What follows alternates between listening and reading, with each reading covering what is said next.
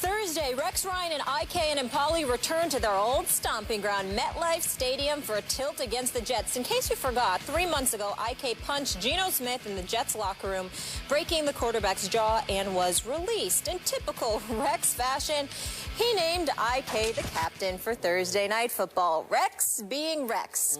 Skip, like, love, or hate the move? Ooh. Molly, Stephen A., I can't go all the way to love, but I must say, I do like it because it is so disrespectfully Rex. It is just so typical, and I don't think any other NFL coach would dare to call this much attention to what was such an ugly incident back 3 months ago. But this is Rex. He wants to rub the Jets' noses in it. He wants to wave this ugly incident right back in their face just before kickoff.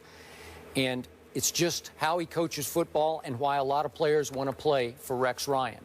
And I told you before the year, I really like this team. I picked them to be a wild card. You picked the Jets to be a wild card.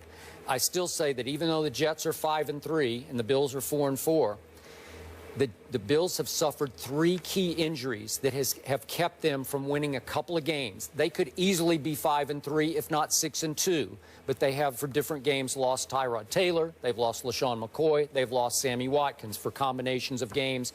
I thought they should have beaten your Giants up in Buffalo, but they didn't. And in that game, they didn't have LaShawn or Sammy Watkins. Right. I thought they should have beaten the Jacksonville Jaguars in London. They lost that game 34-31 without Tyrod or Sammy Watkins.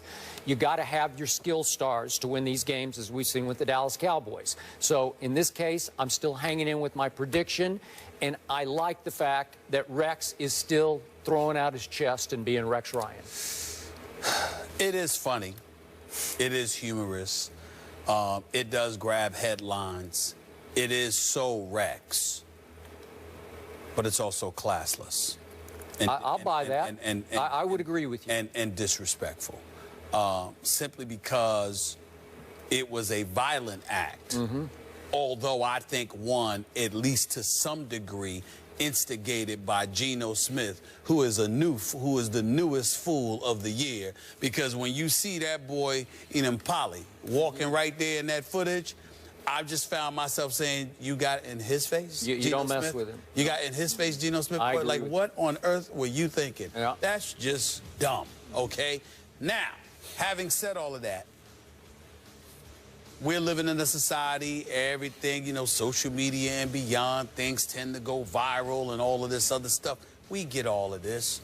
You know what kind of incident took place here. You know that violence ultimately led to IK Enemkpali being cut by the Jets immediately where you picked him up.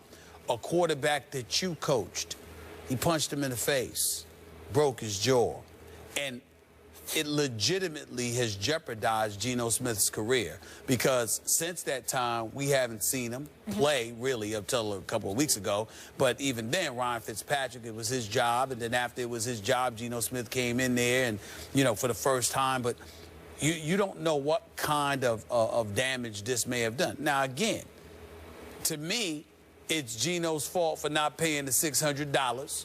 And even though I'm not advocating violence, and I'm not saying in any way Enemkpali should have done what he did, if you know you owe the man the money, you're making over $1 million a year, give him his damn money, okay? Especially when you can honor a commitment you made to go to his summer camp where he was advertising you and telling everybody you were going to be there.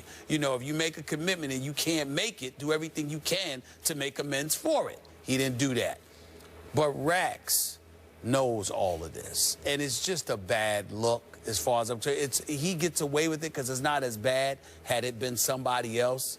But with Rex, you can laugh about it, you can have fun with it, and it's a headline grabber, and I get it. But you just say to yourself, damn, Rex, you really got to go there? You really got to go there? All right, so here's the key question. To take Molly's question and turn it on the Bills locker room. Behind closed doors, do you think the Bills players like, love, or hate this move by Rex? Do you think they think it's classless? Are they embarrassed by it, or are they fired up by it? I don't think they're fired up by it. Good question. I don't think they're fired up about it. I think that they may need to be fired up because of how concerned they need to be about the Jets being fired up. Yeah. Nevertheless, and you know, Rex is a player's kind of coach, so they're probably siding with him by saying, Coach got to be coach. We still got to go out there and have a job to do. But when you consider the fact that, you know, you're doing this, whether he means to or not, and I'm certainly not accusing him of actually meaning to, Rex Ryan is basically celebrating the fact that Geno Smith got his jaw broke by a Buffalo Bill. So, and maybe that's a reason to celebrate in the sport of football. Okay, here's the flip side to this question. Will this move backfire on Rex and fire up the Jets beyond what they would normally be fired up for this division rivalry? Well, I think so. I'm going to say no. No? I'm going to say no because are they going to have Geno's back over this move, in their face move? I don't think so, because you were the first to say you didn't think anybody really rushed to Geno's defense back in August, right? What I was told. Okay. But the thing about it is that you know Rex is coming at you, and if anything, first of all, Todd Bowles is not going to play into that stuff. You know, he's a no-nonsense kind of guy. But secondly, and more importantly, I think they are hyped because they know that Rex Ryan is coming, and Rex Ryan would love to beat up on the organization. He just finished coaching the previous 6 years, and Tyrod Taylor comes back last week. He connects on 11 of 12 passes. You got 200-yard rushers in LaShawn McCoy and Carlos Williams. They both rushed for over 100 yards against Miami. So when you look at it from that perspective, Buffalo has the potential to hurt you.